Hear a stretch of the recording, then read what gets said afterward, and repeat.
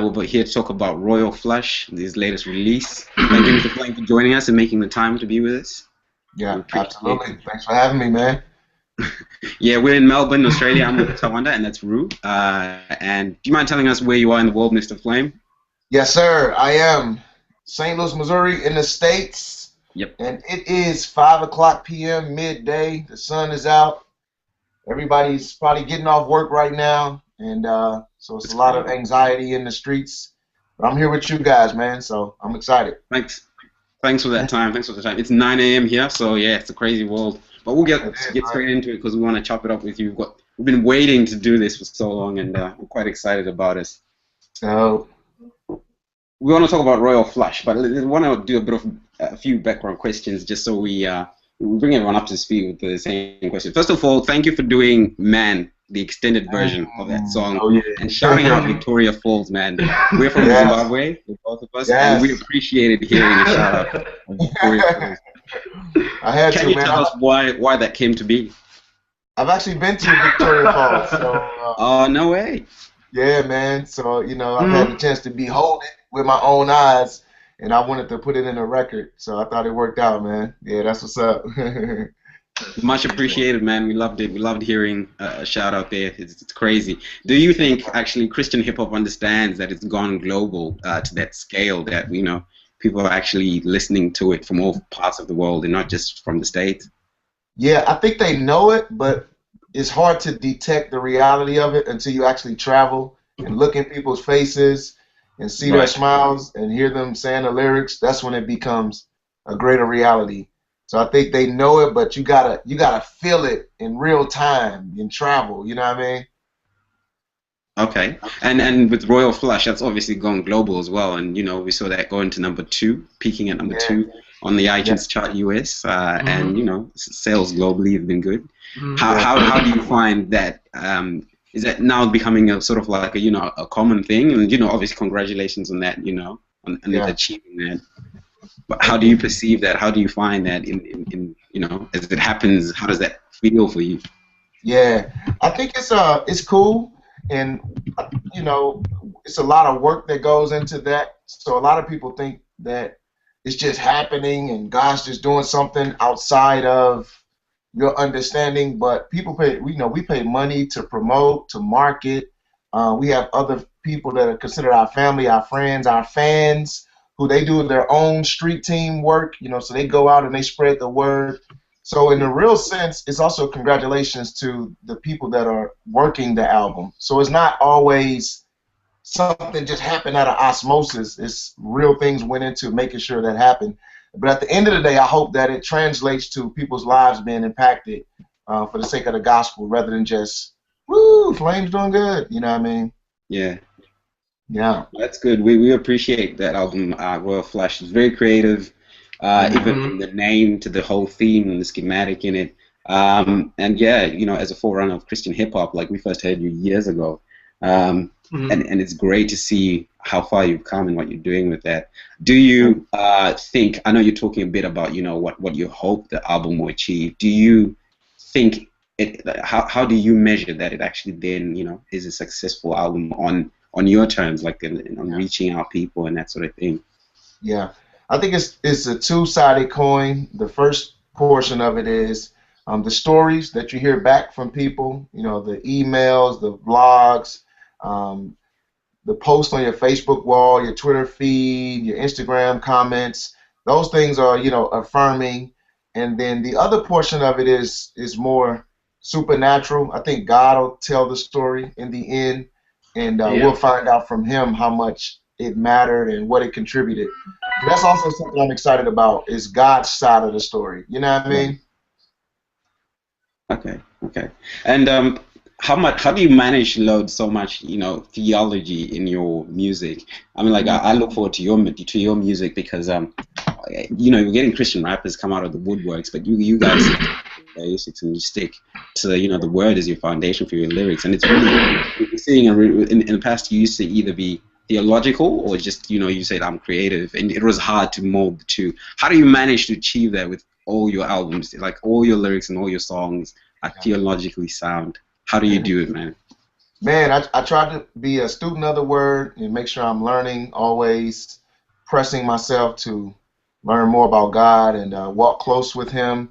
And then the other element is trying to develop in my craft and practice my skill and just learn how to communicate clearly, more creatively, and trying to bring those two things together is even difficult doing yourself. So I like to reach out to other creative people and get, input and insight. They may even contribute an idea that I hadn't considered. So it's a team effort, but ultimately I think it starts with the foundation of being a student of the word and pressing myself to be a better artist. Right, right. That's good. Ru, I think you're about to ask a question. No, I haven't come up with one yet. Okay. No, that's good to hear. It's good to hear, and we love the songs that you deliver and give out to us, and we can tell that faith walk is legit from the music you ask. I mean, Amen, you bro. produce. So thank you for that. We really appreciate it. Yes, One of the sir. things, though, so we asked amongst our young people in Amplified Version a few questions, and one of the young people wanted to know, how do you then maintain your stand on your approach and staying very biblical in your lyrics in a world where Christian hip hop is sort of moving away from putting Jesus in all their bars and that sort of thing, and the general trend is moving towards that way. So the young people wanted to know, how do you stay grounded in that and still have an album that does very well, reach Yeah. number 2 in the charts. Absolutely, man. I think it's definitely difficult because the more people develop an appetite for the opposite of what I do, then that puts me in a difficult position to stay relevant. But one of the things I've noticed is at the end of the day, people want music that lasts long, that contributes to Right. their personal lives. So it's cool to give them something that's catchy and feels good. And, I don't want to demonize that or make it seem like it doesn't have value. Those songs and positive music is helpful, But I Yeah. think at the end of the day, if your goal is to see people saved, if your goal is to minister to the soul, there's only one way to do that, and that's through the gospel. And that's just Bible. That's not my opinion. That's just the truth. So for me, it's been I've stayed connected to the goal. I love serving at my local church. I love being around regular people that have no idea who I am, so that I can show them the relevance of the Bible. Like I want them to see this ancient Christian book still speaks to their regular mundane activities. So I want to use the Bible in rap music to unpack that and then watch them have their light bulb moment, and they'll be like, "Oh snap! Like I didn't even think the Bible talked about that, or it can help me in Right. these ways." So that's what I fight for in my music, and I think God is honoring it. And I love seeing there's a remnant of people that still fight for the same thing, and they're going hard too. So kudos to them. That's good. It was definitely to check out, good to check out the hashtag RoyalFlush, like on all the different social medias, and it really was, man. A slice of the kingdom was infiltrating, areas that are untouched, and it was just good to see that, what you were saying with your or your following and your music with that hashtag was just clear cut. It was easy Yeah, to tell, well, this is the kingdom, and it's clear, and it yeah, wasn't like, oh, is he really talking about that or not? Yeah, yeah. go for it. Something else I was gonna say was another thing. If you notice, like in mainstream hip hop, everybody's talking about Christianity right now. I mean, you listen to somebody like Ace Hood, Kanye, J. Cole, Kendrick Lamar, Rick Ross, Yeah. Jay-Z, the list goes on. Like, everybody's talking about Christianity. Macklemore, he has a song where he's discrediting the Bible. So people are either speaking about it positively or negatively. I think it's a great time for the Christian, the authentic Christian, to take a stand and speak clearly so people can have an accurate representation of the faith rather than just saying, well, I'm going to tone it down so I can go camouflage and be amongst them. When everybody's talking about it, why not give accurate input while it's a hot topic? I agree. Yeah. That's my 2 cents, man. That's my 2 cents. I definitely agree with it. Sorry, Rimbo? Can you hear me, Rimbo? I Yeah, think he's muted. I think his mic is muted. it's sort of left, but is yeah, I can Sorry, hear you you want to guys say now. that again? Yeah, how important? Yeah, my mic is muted, off and on and off. Yeah. Anyway, how important is this? Because through your profile and everything. Yep, I'll just start again. Anyway, I said I was reading through your profile. I noticed how you plan a local church, everything. How does that make a difference in your career, in your industry? Yeah.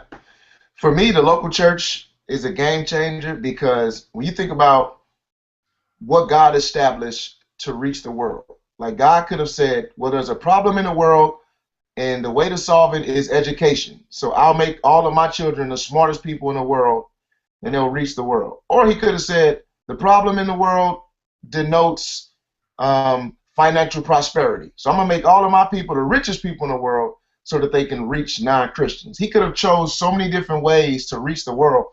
But he said, in his wisdom, the best way to reach the world is through the gospel of my son, Jesus Christ, and gathering of people, placing them in a church, and that's the way we're going to reach the world. So when you think about the local church and the universal church, like right now, we're expressing the universal church. We're in two different parts of the world, but serve the same Jesus.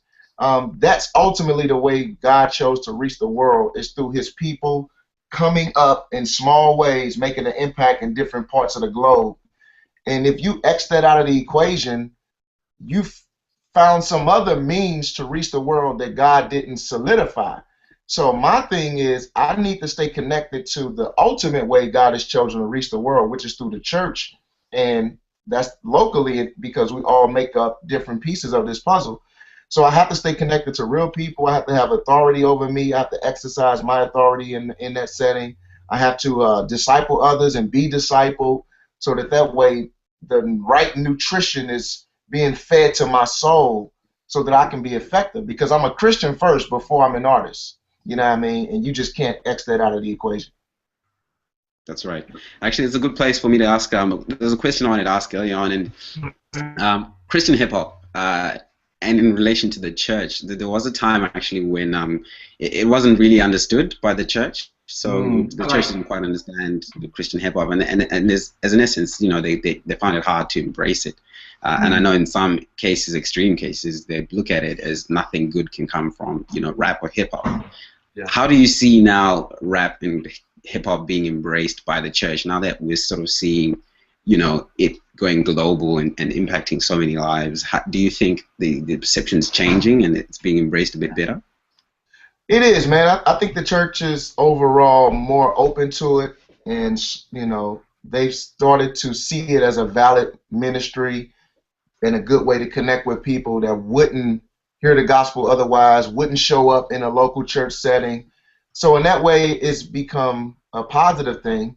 But I do think we still need some cautions. Like, we don't need to swing to the other pendulum and go the other extreme and start to accepting everything that goes under the guise of Christian rap.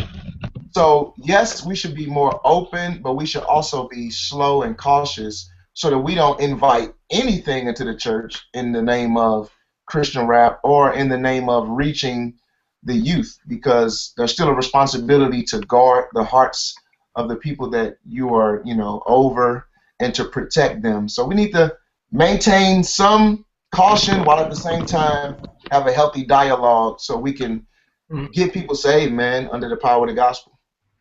Right. Good answer. I like it. I love it. Okay, and then there's the other component, which is then now Christian rap is trying to now engage in, circular artists, if you will, circular artists, and collaborate and do songs together. And I'm not demonizing that or saying that's a bad thing, but what we want to know, because we know obviously you love to keep the main thing, is that anything that's in Flame's heart in the future? Is that something we might see happening, or is that something you will say, well, I'll only let it happen if God lets it happen? Or what's your take on that as an artist? Yeah, that's a good question, man. I think for me, I'm going to be more cautious with something like that because, like you said, case by case, every scenario is different. But as an overall principle, I'm going to still consider being equally yoked with unbelievers. So I'm going to want to explore what does that mean with each person I decide to work with. I'm also going to think about, is this decision going to blur the lines? Is it going to make it more difficult to understand what's going on, or is it going to be more clear?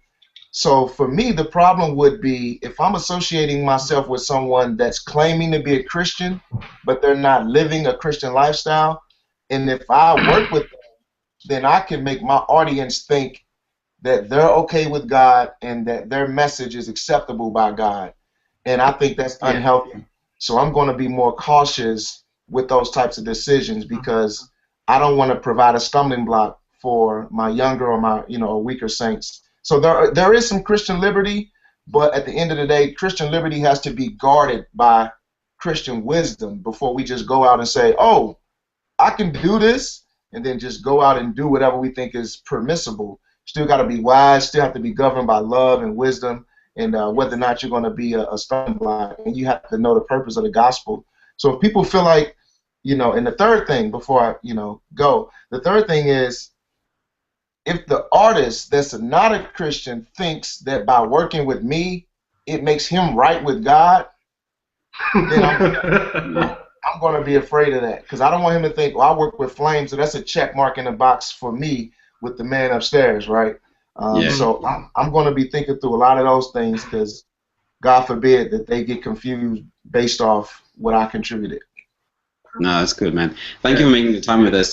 Just before we disappear, obviously, I want to know what can we expect from Clearsight? I know we saw V Rose do a few things at I think it's Legacy Conference and stuff like that, and the Girl Code compilation album with Full Ride Entertainment. What can we expect from Clearsight, man? Like we love hearing and seeing your projects unfold. Thank you, man. We got a couple things coming. We have a project coming out called Jesus or Nothing, and it's a book. So the school I graduated from, Boyce College, the dean of students, he's releasing a book called Jesus or Nothing, and it's arguing that Jesus and Christianity is the best way to understand this world up against an atheistic worldview. So that's going to be exciting. So we'll do the music and the soundtrack for that book. That'll be coming out April 2014. V Rose is working on her second project. That'll be coming out 2014. And so we got some cool things coming, man. I'm really excited about it. It's good. It's good. One more question before we really let you go. This one, I promise, is the last one. What's it like to run that label, Clearsight, and that vision with your partner and your wife, man? That's something big. Yeah, definitely, man. Kudos to my wife. She's my love, my best friend. She's my business partner.